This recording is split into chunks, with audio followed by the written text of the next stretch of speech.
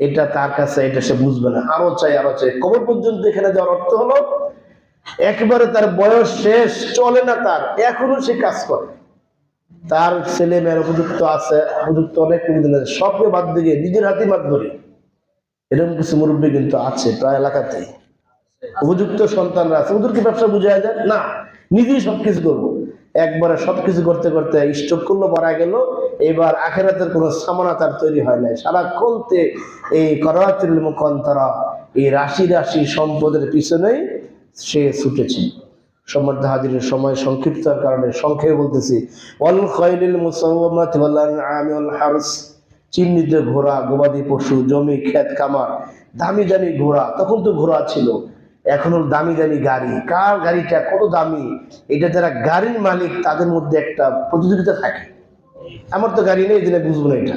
যারা গাড়ির মালিক, সে যখন এই কোনো ঢাকার ভিআইপি রোডে যখন ট্রাফিক সিগন্যালে পড়ে, তখন তার ভিতরে এই কাজটা করে যে আমার গাড়ির দাম মাত্র ৮০ লাখ টাকা, আমার সামনে যেটা আছে ১.৫ কোটি টাকা, আমাকে ওইটা কিনতে হবে।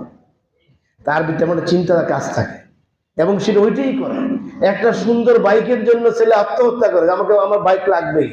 বাইক না দিলে সে পড়ালেখা করে না, ঘরে বসে না, কিচ্ছু সে করে না। ৩ দিন ৪ দিন ৫ দিন খায় না, শেষ পর্যন্ত মা বাবা অপারগ হয়ে সন্তানকে বাইক তুলে দেন। হয় কি এরকম? এটা আল্লাহ বললেন যে এর প্রতি একটা আসক্ত আল্লাহ তাআলা সৃষ্টি করেছেন এভাবে, এর মাধ্যমে আল্লাহ তাআলা বান্দাকে পরীক্ষা করেন। এরকম অনেক কিছু, ক্ষেত খামার, জমি জামা, হাজার হাজার বিঘা জমি বিভিন্ন এমপি মন্ত্রী আত্মসাৎ করেছেন, আমরা দেখেছি গত কয়েক বছর, ঠিক না? হাজার হাজার জমি, যেখানে খালি জমি কত ফসল আছে সেখানে তারা বাগ বসাইছেন। ১ বিঘা জমি দখল ক্রয় করে ১০ বিঘা ২০ বিঘা বালু করছেন। আসলে এরকম আছে, এরকম ভূমিদস্যুরা এই কাজগুলি করেছেন। এটা হলো তার জন্য একটা পরীক্ষা এবং তার একটা জাহান্নামে যাওয়ার একটা মাধ্যম, ঠিক কিনা? আল্লাহ রাসূল বলেছেন, কেউ যদি অন্যায় ভাবে ১ বিঘত জমি অপর সপক্ষের জমি দখল করে, ১ বিঘত মানে ৬ ইঞ্চি, কয় ইঞ্চি? ৬ ইঞ্চি বা ৮ ইঞ্চি এরকম হবে।